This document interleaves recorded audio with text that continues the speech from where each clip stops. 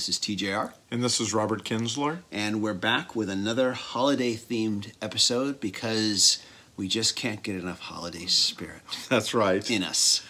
And we've got, this is our gift guide episode. Right, exactly. Where we bring in some of our favorite and some of the more interesting releases of the year, ranging from things that are pretty modestly priced to things that are a little bit more deluxe and maybe for that that special music lover in your life that you really want to splurge on. Yeah. Or right? Like I said, or if you get a gift card, not so special. If you get a gift card and you're looking to put it to use, you might like some of the items we've brought here today. Yeah, that's a good idea. That's too. right. So, so this is our holiday gift guide here. These are not necessarily holiday themed releases. We've already done videos on that. These are just different items that we're recommending for the serious music fan in your life.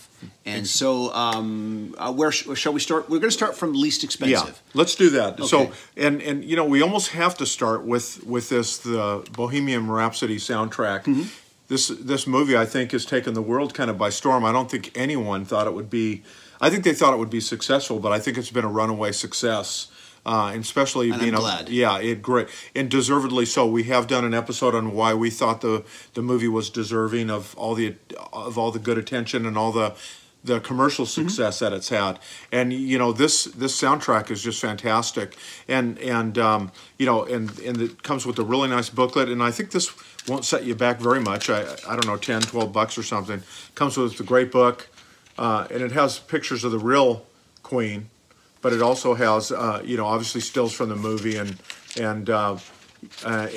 you know, the key thing in here, and that's a great shot from the Live Aid sequence toward the end of the film. The great thing is obviously the music, and I know we were both talking before we went on air that it was really neat what they've done as far as the audio quality on some of the live recordings and some of the things that how they've remastered this. Yes, I actually talked about this album when it came out on as just a little solo review, because initially I was just figuring this was going to be nothing more than an album of previously released material, basically a kind of best of compilation. Here's the music we used in the film, and it is, but there's a lot of stuff that's never been released before. And of course, you were talking about the Live Aid performance. My only regret is the entire Live Aid performance is on there. Exactly. Just what was used in the film. Right. But after watching the movie, I sat down with a DVD of the Live Aid performance DVD and watched that, and was impressed by the level of quality improvement from that Live Aid DVD to what's here.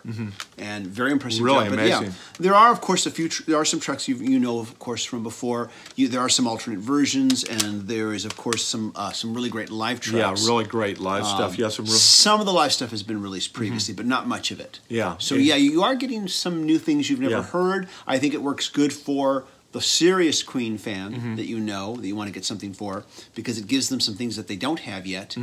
And it's also, I think, good for the newbie that you want to introduce to Queen, because it does have their hits on it.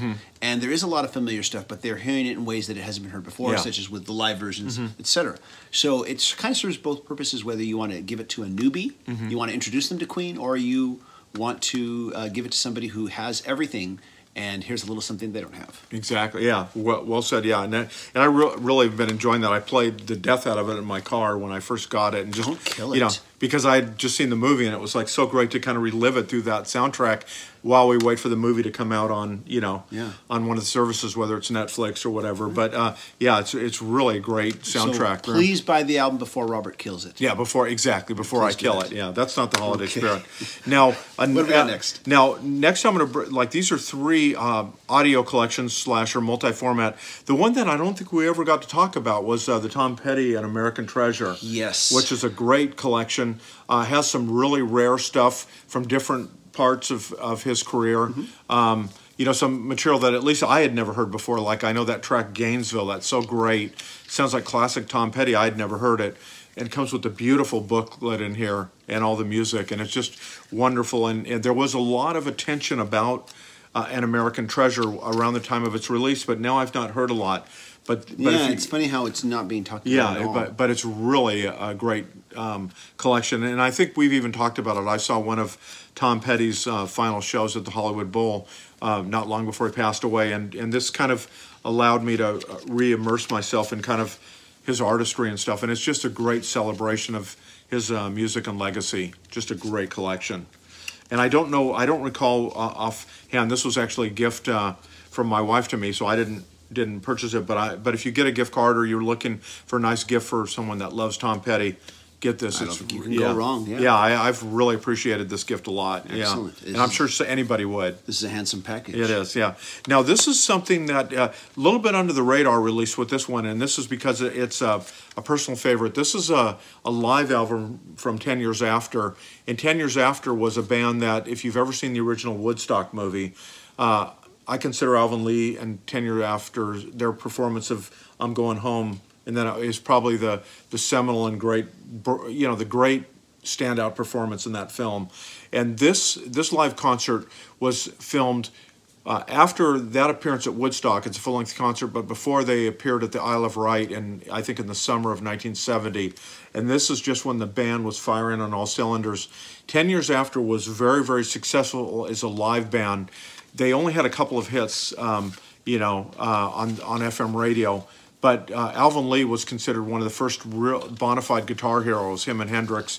And this just sounds terrific, this album. I've just really been enjoying it. I just picked it up at Amoeba Records here in Los Angeles a few weeks ago, and I just had to bring it on. Amoeba Records, a great record store. Yeah, great. So, support your local independent record stores if you can, like Amoeba. Always try to support your local record stores and go buy your music there whenever possible.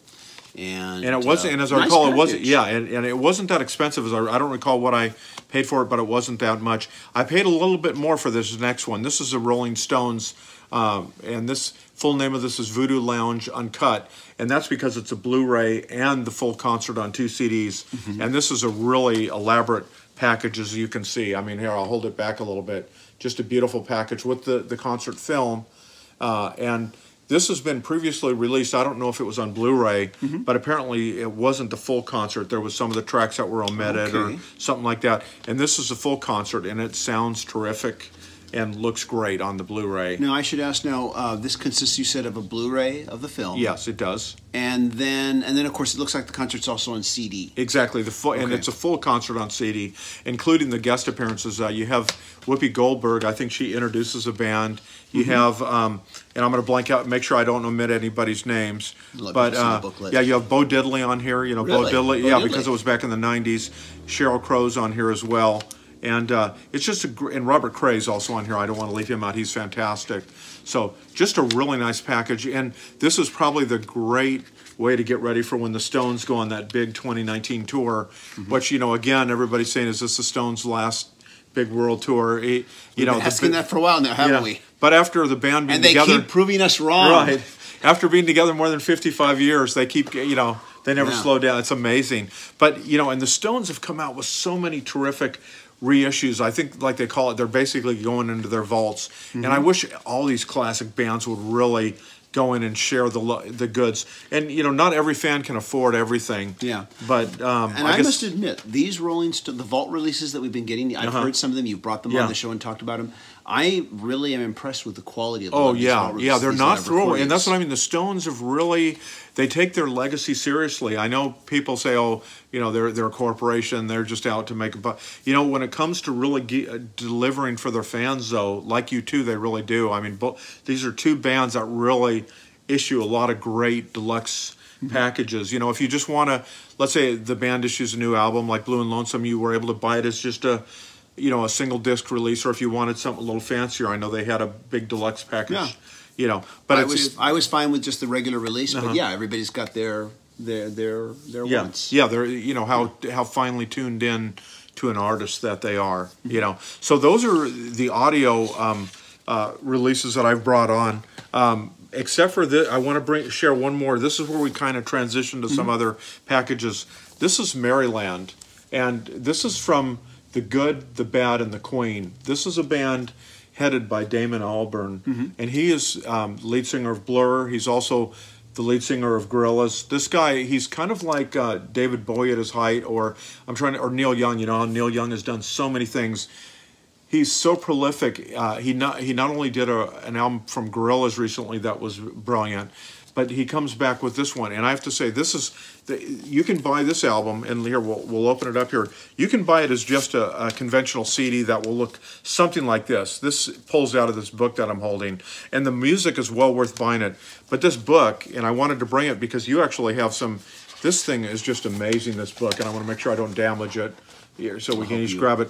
But it actually has a sheet music. I think I don't read sheet music, even though I'm a musician. Really? You know, but. Not that well anyway, but it actually has, I think, sheet music in here somewhere. There we go. This book, I mean, for the fan of this album, Maryland, and it's a great album. I mean, you can even have the music in there itself. It's just, what a great package. You just don't see something like this, you know. And the band is very well known in England and the UK. I think they recently appeared on Jules Holland, but not that well known here. But if you are a fan of Blur or Gorillaz, you know, take the leap and check out this. This is an amazing package, and the songs are just stunning. I may even bring just the album back to discuss on one of our music worth buying episodes. Yeah, if at all possible. But it's a beautiful, beautiful book, and appropriate for the holiday season, I think, as a gift. A good holiday gift, yeah. And the next, let's see, let's keep forging ahead here. So this next book, this is Bruce Springsteen, an illustrated biography. Now, I have to say, I just started...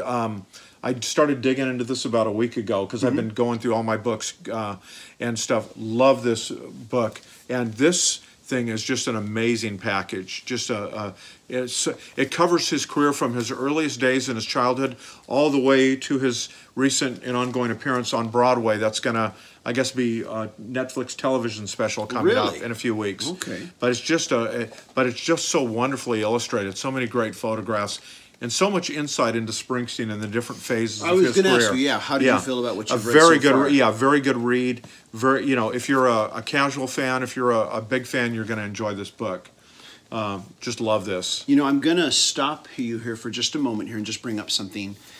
Led Zeppelin came out with a hardcover book this year, and I was, you know, going to wait and take a look at it before I decided whether to buy it. I was at a bookstore the other week. And I said, "Oh, there's the book." And I said, "You know, it's like," and it's funny. It came out with. It's like I knew it was coming out, but it came out, I guess, and I didn't know that it had finally come out. But there it was.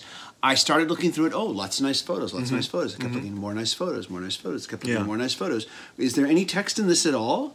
And I thumbed through it, and if there is any text, it must have escaped me. If anybody can tell me, if somebody owns the book and come, yeah, there is text in it. I did not see any text in this book. All I saw was pictures. It's like, well, it's a picture book then. Yeah. I mean, where's some insights from the band? Where's some of them talking about their past? Exactly. So I want to bring that up because you brought this up as being something, as you as a big Springsteen fan, you found it enjoyable. You obviously got things out of it that you hadn't gotten previously with other books, so that speaks volumes. Exactly. It's a great book. Yeah, really enjoyed that one very much.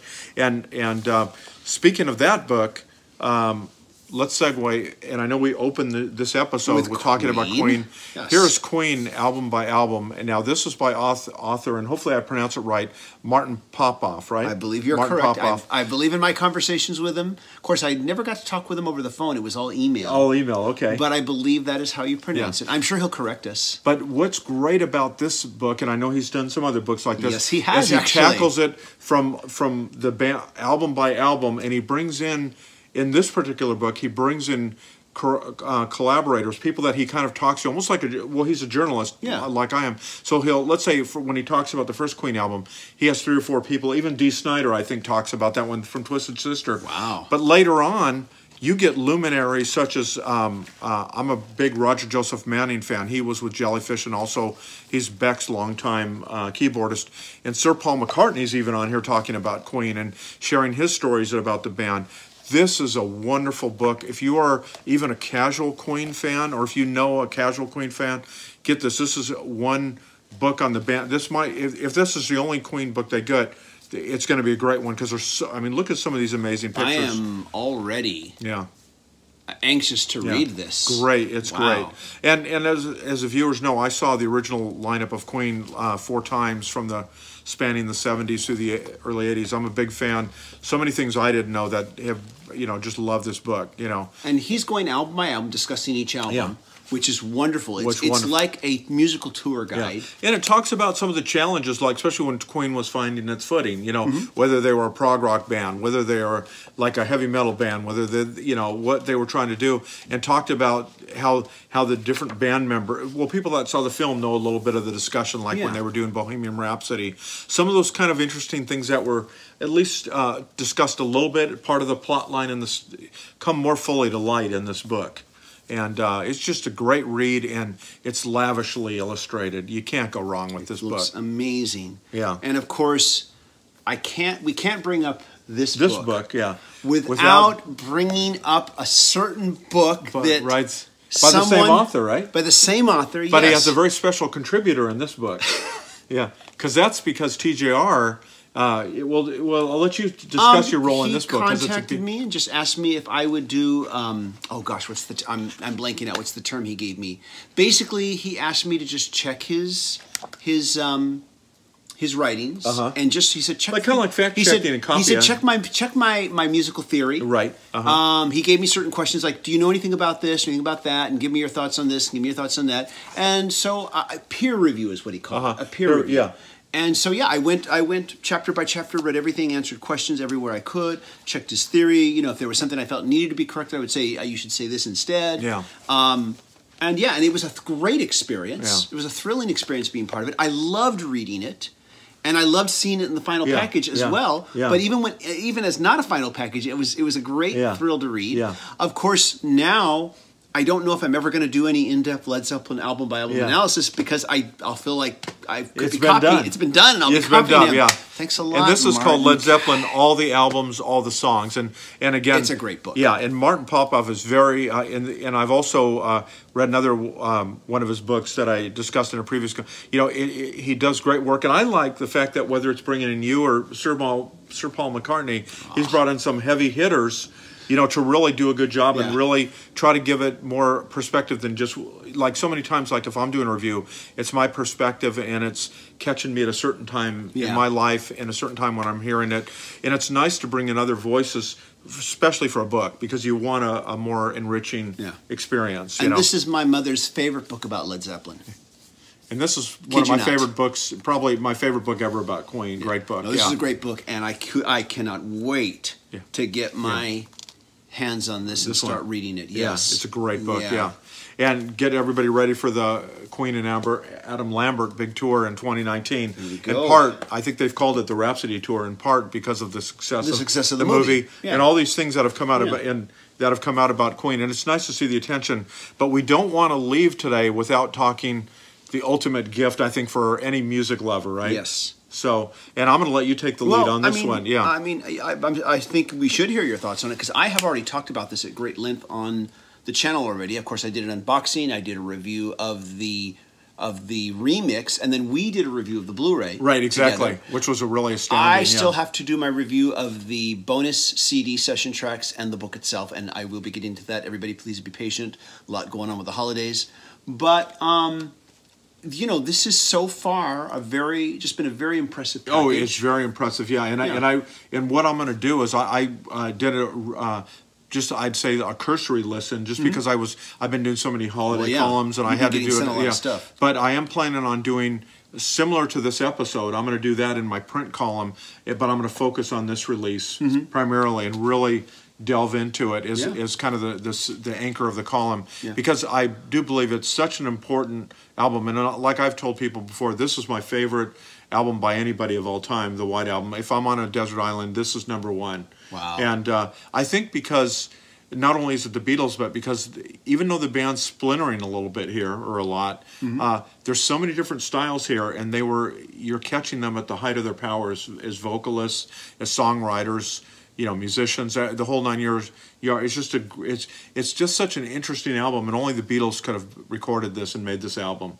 And in case you're wondering why I'm not showing you the insides, it's because I've done an unboxing video. I just would ask you to go there, so if you want to get an in-depth look on the inside of it, just check out the unboxing video that was done on this. Yeah, it was a great video. And I really enjoyed that. No, this is a great package. I really do like the remix an awful lot. Yeah. And of course, if I should also mention, if this is just too much, There is a 3 CD version you can buy. There's just a 3 CD package where you get, of course, the new remix of the album, and you get the Esher demos as well, which is a wonderful, wonderful collection. Yeah, I can say that much already without doing my full-on review here. Yeah, yeah. But and that is nice when the artists do that, when they know that the serious, a hardcore fan, somebody that has the money to buy it, is going to invest in something like this. And I know we've both talked about it. There are occasionally deals on this, or if you go to a record store like we have, like a I guess like something like Amoeba where they sell it used, you might find it there. Sound, Porter Sound, exactly. And you might be able to,